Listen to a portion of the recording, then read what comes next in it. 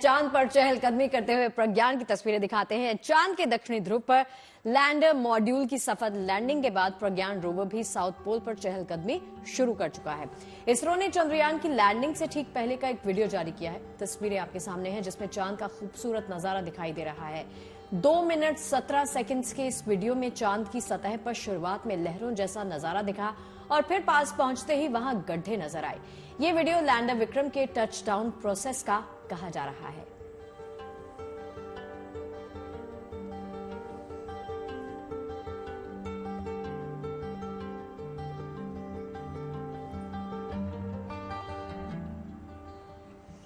तो इसरो ने तो इतिहास रच दिया है और इसकी झलक जल्द आने वाले रक्षाबंधन के त्योहार पर भी देखेंगे, क्योंकि बहन अपने भाइयों के हाथों पर चंद्रयान वाली राखी बांधेंगी। अभी से बाजार रंग बिरंगी राखियों से सजने लगे हैं। ऐसे में देहरादून की कुछ महिलाओं ने इस साल कुछ खास करने की सोची और उन्होंने मोटे अनाज से बेहद खूबसूरत राखियां तैयार की। ये सभी राखियां डाक के जरिए इसरो के वैज्ञानिक, सुरक्षा बल के जवान, पुलिस, प्रधानमंत्री और राष्ट्रपति को भेजी जाएंगी।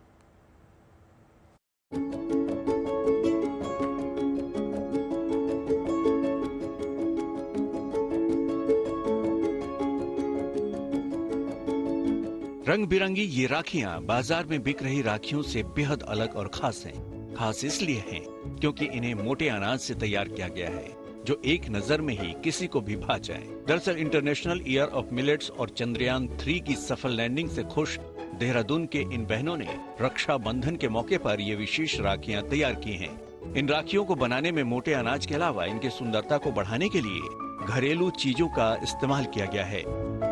संस्कार, परिवार और आजीविका एजुकेशन ने मिलकर ये पहल की है, जो कि पिछले 9 सालों से प्रधानमंत्री, राष्ट्रपति, अर्धसैनिक बल, सेना और पुलिस को ये राखियां डाक के जरिए भेजी जा रही हैं। लेकिन इस बार इन लोगों ने चंद्रयान 3 मिशन को कामयाब बनाने वाले इसरो के वैज्ञानिकों के लिए खास तौर पर ये राखियां बनाई हैं।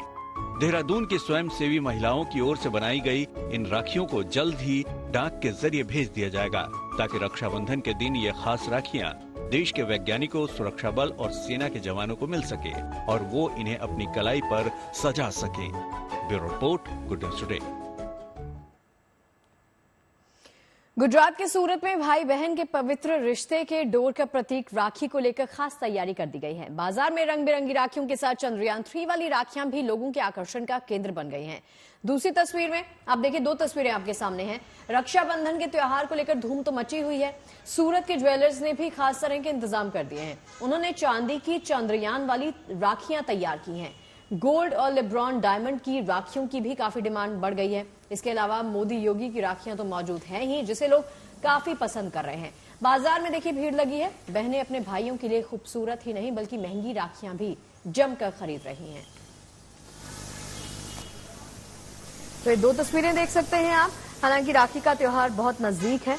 बुधवार को राखी का त्योहार मनाया जाएगा और बाजारों में अभी से राखी को लेकर धूम मचनी शुरू हो गई है। अपने भाइयों के लिए राखियों की डिमांड लिए बहनें बाजार में पहुंच रही हैं। हालांकि चंद्रयान को लेकर भी आजकल काफी डिमांड बढ़ गई है। मोदी योगी की राखियां तो मौजूद हैं ही, लेकिन नए नए तरीके की, नए नए डिजाइन की राखियां भी बाजार में आपको उपलब्ध मिल जाएंगी।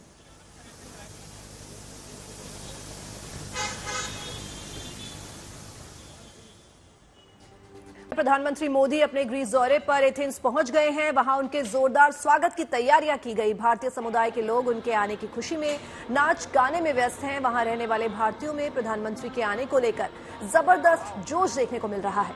अलग अलग अंदाज में प्रधानमंत्री के स्वागत की तैयारियां की गई। दक्षिण अफ्रीका में हुए ब्रिक्स सम्मेलन में हिस्सा लेने के बाद प्रधानमंत्री मोदी ग्रीस दौरे पर हैं। और देखिए, 3 तस्वीरें इस बात की तस्दीक करती हैं कि प्रधानमंत्री जहां भी जाते हैं उनके फैंस वहां पर पहले ही पहुंचे होते हैं और प्रधानमंत्री के भव्य स्वागत के लिए तैयारियां किस तरह से की गई हैं, इन तस्वीरों के माध्यम से आप देख सकते हैं। नाटू नाटू के जरिए एक परफॉर्मेंस दी जाएगी। बीच में आप देख सकते हैं कि प्रधानमंत्री का इंतजार करते हुए टकटकी लगाए लोग किस प्रकार से उनके इंतजार में यहाँ पर खड़े हैं लंबी कतारों में। और एक तीसरी तस्वीर भी आप देख सकते हैं कि किस तरह से जोश हाई है इन तमाम लोगों का प्रधानमंत्री के आने के स्वागत के लिए।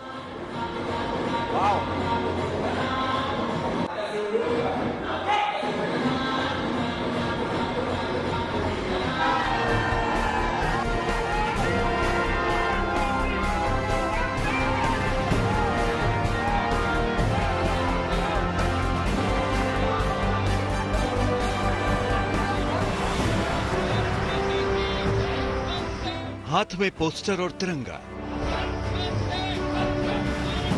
फिजा में भारत माता की गूंज। पीएम मोदी के रंग में रंगा ग्रीस।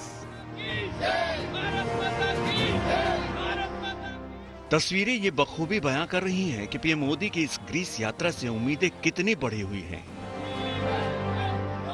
हम ग्लोबली ट्रिलियन बिलियन का व्यापार कर रहे हैं और अंतर्राष्ट्रीय विदेश नीति के बारे में बात की जाए तो बहुत ही बढ़िया काम जो है वो मोदी जी के द्वारा जो है वो किया जा रहा है।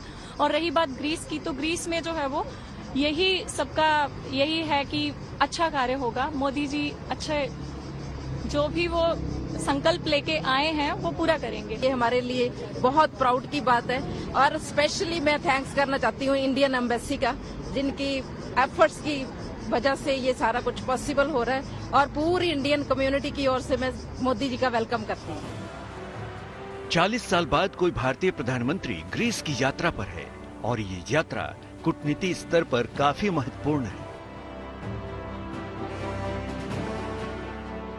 हाल के वर्षों में भारत ने ग्रीस के साथ अपने रिश्तों को खास तवज्जो देना शुरू किया है। इसके पीछे एक वजह तुर्की का भारत विरोधी रवैया है। तुर्की हर अंतर्राष्ट्रीय मंच पर पाकिस्तान के सुर में सुर मिलाता है। दूसरी तरफ तुर्की और ग्रीस के रिश्ते बेहद तलखी वाले हैं। ऐसे में भारत और ग्रीस करीब आ रहे हैं। पीएम मोदी इस दौरे के जरिए ग्रीस के पीएम किरियाकोस मित्सोताकिस के साथ बातचीत कर रिश्तों को और बेहतर करने की तरीकों पर चर्चा करेंगे। खास तौर पर दोनों देश समुद्री यातायात, रक्षा कारोबार और निवेश जैसे क्षेत्रों में सहयोग को बढ़ाने को लेकर चर्चा करेंगे। इस दौरान कई समझौतों पर हस्ताक्षर होने की उम्मीद भी है। पीएम मोदी ग्रीस में रहने वाले भारतीयों से भी मिलेंगे। Greece can be launching pad between India and Europe, तो मैं काफी एक्साइटेड हूं और हम इसका प्रमोट कर रहे हैं कि मोदी जी के आने से बिजनेस जितना है उससे 10 टाइम और बढ़ जाए। तो ये हमारी विश है, हम उसके लिए प्रयास करते रहेंगे। जाहिर है मौका भी है, दस्तूर भी है और मंच भी तैयार है। भारत और ग्रीस अब संबंधों को और रफ्तार और धार देने के लिए कोई कसर नहीं छोड़ना चाहते। Bureau report, good news today. और देश की राजधानी दिल्ली अगले महीने G20 शिखर सम्मेलन की मेजबानी करने जा रही है। ये महत्वपूर्ण समिट दिल्ली के प्रगति मैदान के नए बने state of art convention complex में 9 और 10 सितंबर को आयोजित होगा। इसके लिए G20 के सदस्य देशों के राष्ट्राध्यक्ष भारत आएंगे। लिहाजा इन दिनों दिल्ली को जोर शोर से सजाने, संवारने और चमकाने का काम चल रहा है। चाहे सड़कें हों, चाहे मेट्रो स्टेशन हो या फिर चौक चौराहे हों, हर चीज को दुरुस्त किया जा रहा है और साथ ही साथ सुरक्षा को लेकर भी बेहद हाईटेक इंतजाम कर दिए गए हैं। सुरक्षा के काम में महिला कमांडोज की तैनाती की गई है ताकि सफलतापूर्वक शिखर सम्मेलन का आयोजन किया जा सके। हमारी सहयोगी अनामिका गौड़ ने इन्हीं तैयारियों का जायजा लिया है। लेकिन उससे पहले आप तस्वीरें देख सकते हैं। G20 को लेकर दिल्ली पूरी तरह से तैयार है। चाहे आप सड़कों पर नजर दौड़ाएं, चाहे मेट्रो स्टेशन पर नजर दौड़ाएं, हर तरफ तैयारियों को मुकम्मल अमली जामा पहनाया जा रहा है।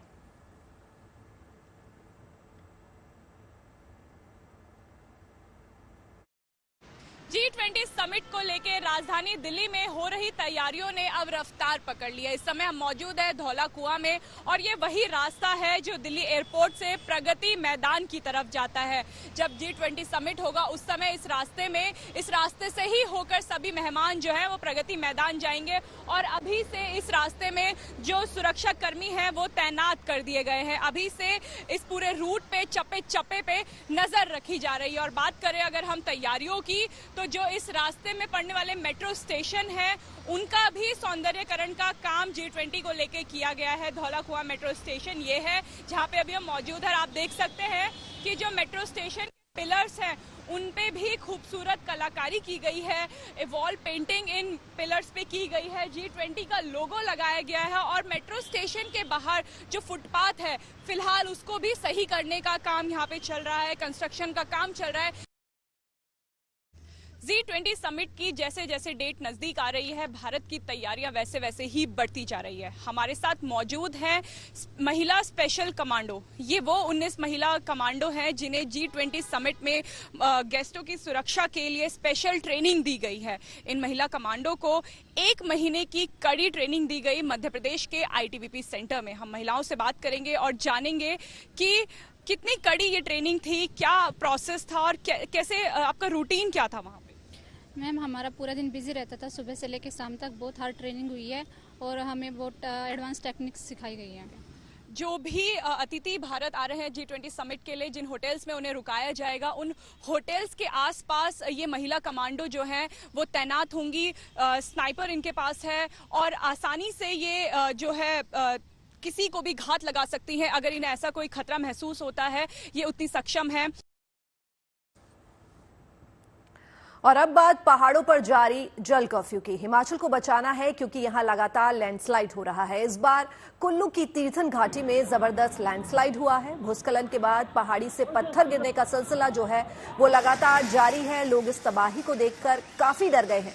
राहत की बात यह रही कि भूस्खलन की वजह से किसी की भी जान नहीं गई। प्रशासन ने समय रहते इस मार्ग पर वाहनों और लोगों की आवाजाही बंद करवा दी थी। जानकारी के मुताबिक भूस्खलन के बाद काफी देर तक पहाड़ से बड़ी बड़ी चट्टानें गिरती रही। भूस्खलन के बाद बाजार गुशैनी मार्ग रुक गया। जुलाई से ही कुल्लू में लैंडस्लाइड हो रहा है। कल भी कई मकान गिर गए थे। वहीं सोलन में फ्लैश फ्लड से तबाही मची हुई है। तो मंडी में 51 लोगों का रेस्क्यू किया गया। शिमला के शिव मंदिर में हुए हादसे में रेस्क्यू खत्म हो गया है। तो ये हिमाचल प्रदेश के कुल्लू की तस्वीरें देख सकते हैं आप कि किस तरह पहाड़ जो हैं वो मिट्टी की तरह जो है वो दिख रहे हैं गिरते हुए, और कैसे भूस्खलन की तस्वीरें आपके सामने हैं। पहाड़ों को बचाने का जो फॉर्मूला है वो शायद अब तक पता नहीं लगा पाया है, लेकिन टूटते आशानियों को जो संभालने का जो प्लान है वो प्रशासन की तरफ से किया जा रहा है। खास बात यह है कि इसमें किसी की जान नहीं गई, लेकिन लगातार हिमाचल में हो रहे भूस्खलन से लोगों को काफी परेशानियों और दिक्कतों का सामना करना पड़ रहा है।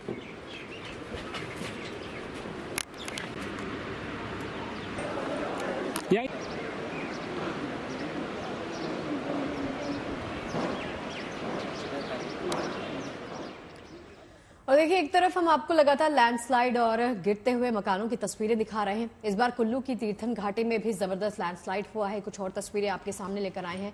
ये 4 तस्वीरें आपके सामने हैं जो चीख कर यही बता रही हैं कि किस प्रकार से आशियाने लगातार खत्म होते जा रहे हैं। लेकिन यहाँ पर भी आपको बता दें, युद्ध स्तर पर राहत और बचाव का कार्य लगातार जारी है। 4 तस्वीरें आपके सामने हैं। एक एक तस्वीर यही बता रही है कि किस प्रकार नेचर, मौसम से और कुदरती मार की वजह से आम लोग जो हैं वो प्रभावित हो रहे हैं। जनजीवन बुरी तरह से अस्त व्यस्त हो गया है और एक ही आवाज लगातार सुनाई दे रही है, और वो ये कि हिमाचल प्रदेश को बचाना है। भूस्खलन के बाद देखिए, पहाड़ी से पत्थर गिरने का सिलसिला भी काफी देर तक लगातार जारी रहा। एक एक तस्वीर के माध्यम से आप देख सकते हैं किस प्रकार से पानी के माध्यम से लोगों को बचाया जा रहा है। एक ह्यूमन चेन बनाकर यहाँ पर NDRF, SDRF के लोग मौजूद हैं और आम लोगों को पानी से निकालने की कोशिशें लगातार की जा रही हैं। इस तबाही को देखिए, इस तबाही को देखकर आम जनजीवन तो अस्त व्यस्त हो ही गया है। आम लोग जो हैं वो डरे हुए हैं, सहमे हुए हैं। लेकिन राहत वाली बात यहाँ पर ये दिखाई दे रही है कि भूस्खलन की वजह से किसी की जान अभी तक नहीं गई है और प्रशासन ने समय रहते इस मार्ग पर वाहनों और लोगों की आवाजाही को बंद करवा दिया। और जो जानकारी निकलकर सामने आ रही है कि वो ये, भूस्खलन के बाद काफी देर तक पहाड़ से बड़ी बड़ी चट्टानें तो लगातार गिरती रही। वो सिलसिला जो है वो लगातार जारी रहा। भूस्खलन के बाद भी ऐसी ही तस्वीरें लगातार सामने आई, लेकिन यहाँ अभी राहत बचाव कार्य जारी है। और इसी मामले पर एक्सपर्ट्स का क्या कुछ कहना है वो भी आपको सुना देते हैं। मैं जो कह सकता हूं वो यही कि ये बहुत साइट स्पेसिफिक चीजें हैं। जहां कहीं आप किसी बिल्डिंग को, एग्जिस्टिंग बिल्डिंग को, डायलेपिडेटेड है, बहुत पुरानी है, 50 साल हो गए हैं, अब ये रहने लायक नहीं है, तो उसे नंबर 1 छोड़ दिया जाता है, अबेंडन कर दिया जाता है। उसके पश्चात अगर हम उसे तोड़ने लगते हैं तो या तो उसे फिर से सॉलिडिफाई किया जाए उस जगह को, या उसकी जगह नई कंस्ट्रक्शन हो। अदरवाइज टोटली जिसे कहेंगे स्वीपिंग स्टेटमेंट ये देना कि जहां ये पुरानी हो गई उन्हें तोड़ देना चाहिए, ये शायद थोड़ा डिफिकल्ट स्टेटमेंट होगा। बट यस, जहां डायलेपिडेटेड कंस्ट्रक्शन हो जाती है, पुरानी हो जाती है, उसे अच्छा है कि देख रेख में उसे हटाकर उसकी जगह नई कंस्ट्रक्शन की जाए या उसे स्टेबलाइज किया जाए। शहरी इलाकों में इस तरह की दिक्कत अक्सर आती है।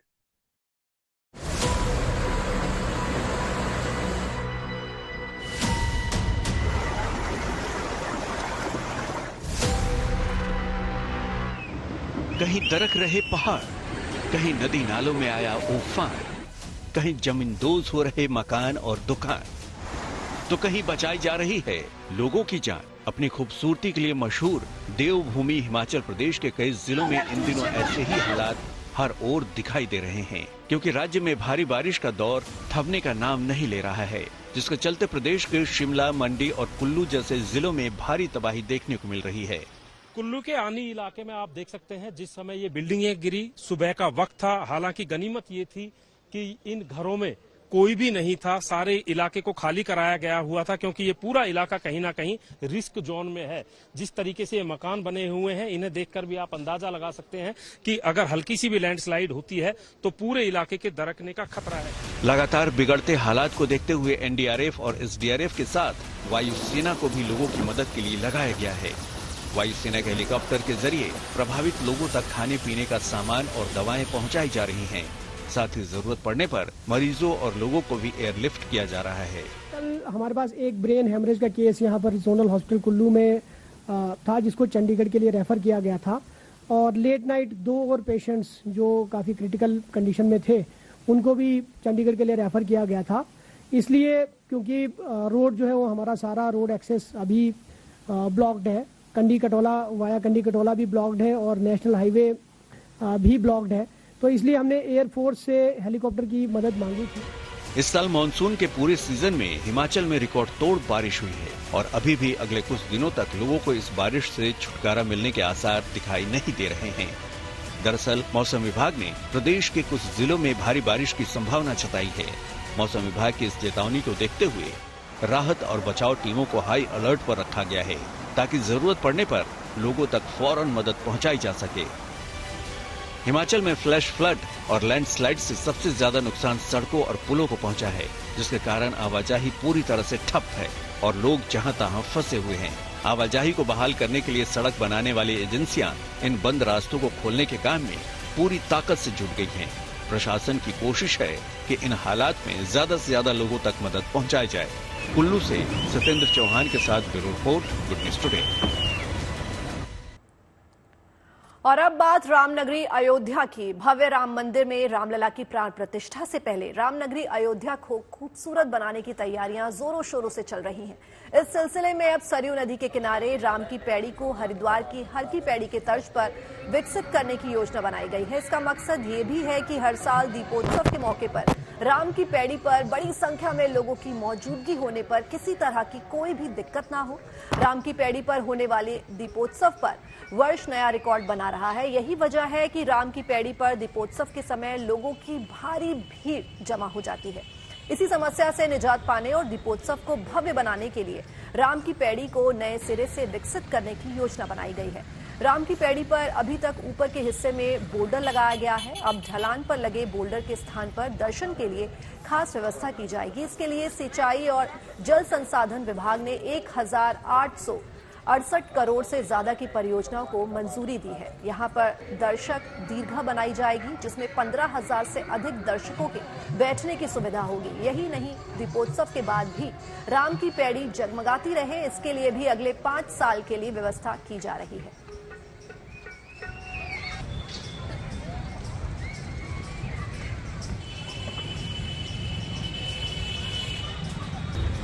और चलिए शुभ समाचार में शुभ समाचारों को यहीं पर विराम देते हैं। बिल्कुल, तो आप अपना बहुत बहुत ख्याल रखिएगा और गुड न्यूज की खबरों पर लगातार नजर रखिएगा।